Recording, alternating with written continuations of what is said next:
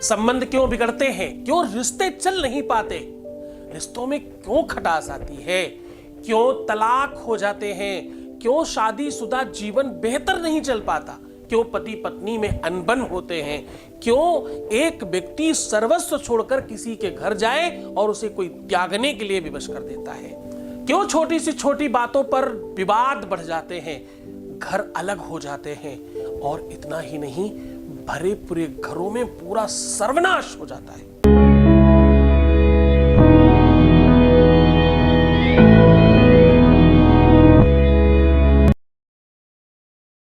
नमस्कार, मैं हूं आचार्य सतीश अवस्थी और आपका बहुत स्वागत करता हूं।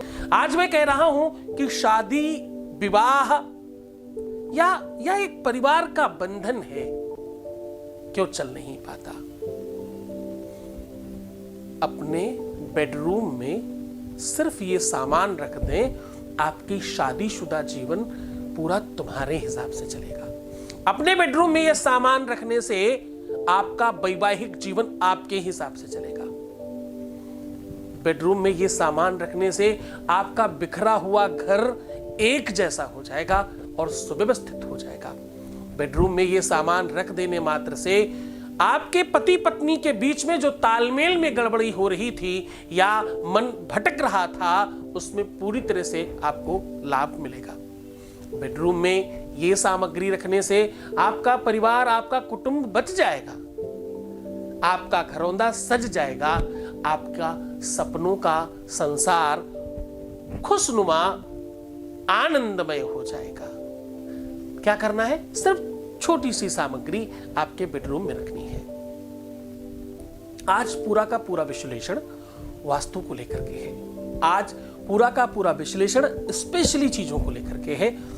कंप्लीट विश्लेषण आपके सामने साझा कर रहा हूं। इसके अंश संपूर्ण वास्तु से और नैसर्गिक वास्तु से, पाश्चात्य वास्तु से और आदि वास्तु से लिया गया है। इसके अंश पूरी की पूरी तरह से वैदिक परंपराओं पर, आध्यात्मिक स्पिरिचुअलिटी सिस्टम पर, वेद और शास्त्रोक्त ढंग पर पूरे नापे हुए और उस पटल पर खरे उतरे हैं। उसके बावजूद, उसके बाद आपके सामने हम साझा कर रहे हैं।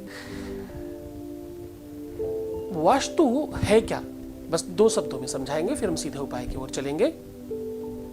वास्तु एक्चुअली एक ऐसी एनर्जी का नाम है जिसको बहुत वर्षों तक नापा गया।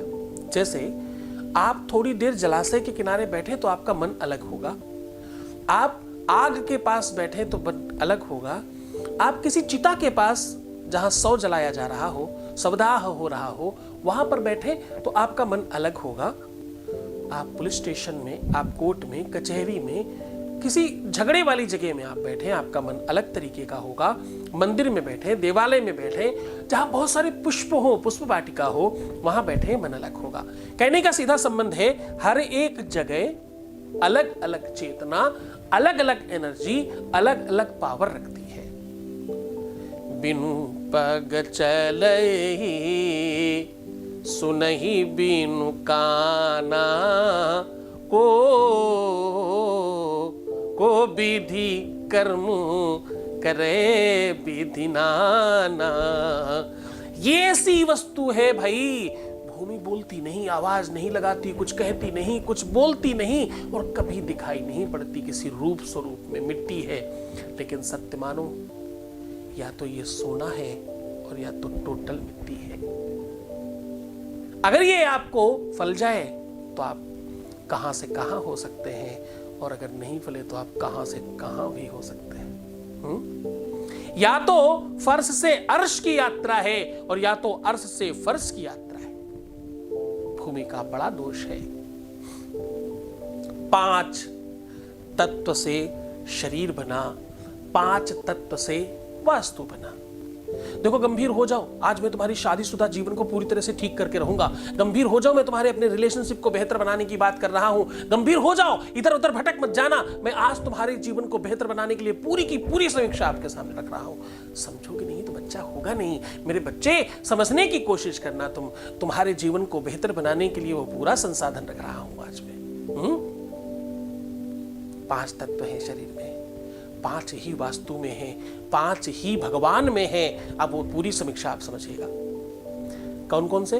क्षिति जल पावक गगन शमीरा, पंच रचित यह अधम शरीरा। क्षिति जल पावक गगन शमीरा, ये 5 तत्व हैं जो शरीर में हैं।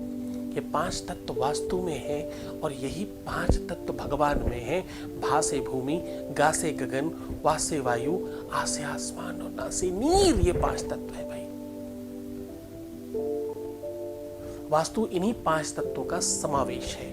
घर में सही वायु, सही हवा, पानी, आसमान तत्व, जमीन तत्व, ये सब समीकरण में बना रहे तो वास्तु आपका ठीक है। ये बिगड़ जाए तो रिश्ते खराब हो जाते हैं, ये खराब हो जाए तो परिस्थितियां विषम हो जाती हैं, ये खराब हो जाए तो बसे बसाए घर बर्बाद हो जाते हैं। बस उन्हीं को आज ठीक करने की दिशा में बात कर रहा हूं। आपके घर में लैट्रिन बाथरूम नॉर्थ से लेकर यानी पूरब से लेकर पश्चिम तक में, वो जो नॉर्थ वाली बेल्ट है उधर नहीं होना चाहिए। पूरब उत्तर, उत्तर उत्तर पश्चिम और पश्चिम नहीं होना चाहिए। क्या क्या नहीं होना चाहिए यहाँ? बाथरूम, जीना, सेफ्टी टैंक, कुछ बहुत भारी चीजें, बहुत भारी कंस्ट्रक्शन, कोई कूड़ा कबाड़ा, स्टोर रूम, बहुत भारी चीजें रखी हो, ऐसा सब नहीं होना चाहिए। आपका सोने का बेडरूम कहां होना चाहिए? कहां होना चाहिए? पश्चिम और दक्षिण के कोने में होना चाहिए। अगर आप पश्चिम दक्षिण में सो रहे हैं तो आपका दाम्पतिक जीवन ज्यादा बेहतर होगा। अगर नहीं सो रहे तो आज ही चेंज कर दीजिए। हाँ, आपका सर कभी भी किसी भी स्थिति में नॉर्थ में नहीं रखना चाहिए। पूरब उत्तर से लेकर के पूरब पश्चिम या पश्चिम उत्तर तक आपका सर नहीं होना चाहिए। एक दिशा की बात कर रहा हूं, हाफ। पूरब दक्षिण वाली वो पूरी की पूरी लाइन की बात नहीं कर रहा, बड़े ध्यान से समझना। ईस्ट, आप समझते हो ना 10 दिशाएं होती हैं, 4 मेन और 4 उसकी उप दिशाएं, एक ऊपर और एक नीचे, 10 हो गई ना। उन्हीं की बात कर रहा हूं मैं आज। तो ये तो हुआ कहाँ नहीं होना चाहिए और कहाँ होना चाहिए। अब मैं सीधा आपको लेके चलता हूं कि आपको क्या और किस प्रकार रखना है। ऐसा करने मात्र से आपके अपने जीवन में पहले क्षण से, पहले सेकंड से फर्क पड़ेगा। तो अब आपको सीधा उपाय बताता हूं करना क्या है। एक, आपको कांच की बोतल, कांच की शीशी, कांच का डब्बा, ऐसा कुछ ले लेना है। इसको कच्चे दूध से साफ कर लीजिए, क्लीन कर लीजिए। क्लीन करने के बाद अंदर की साइड में देखो, ये बहुत महत्वपूर्ण तरीका बता रहा हूं आपको, इसको आप बहुत गंभीरता से करेंगे तो ही कर पाएंगे। अब आपको करना यह है, एक कागज के ऊपर अपना और एक कागज के ऊपर अपने जीवन साथी का नाम लिखना है। किससे लिखना है?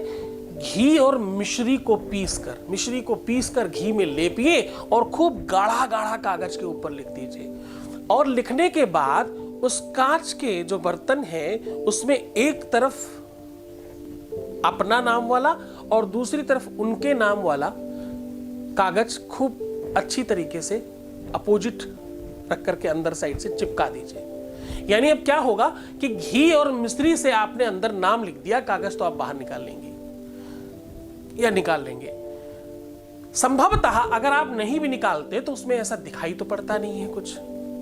उसके बाद उसमें सौंफ और मिश्री भर दीजिए। उस सौंफ और मिश्री को खुद खाइए, अपने लाइफ पार्टनर को खिलाइए।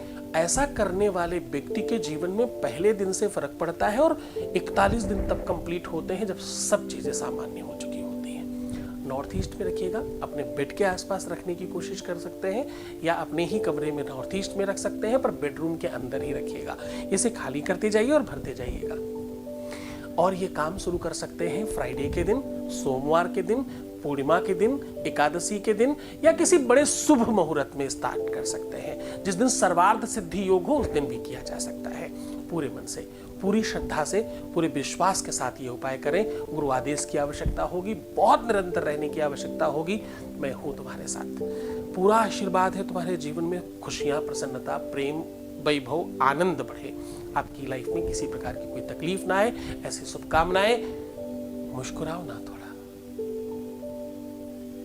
हर आधे घंटे में प्रणाम करके पानी पियो, सुंदर बनो।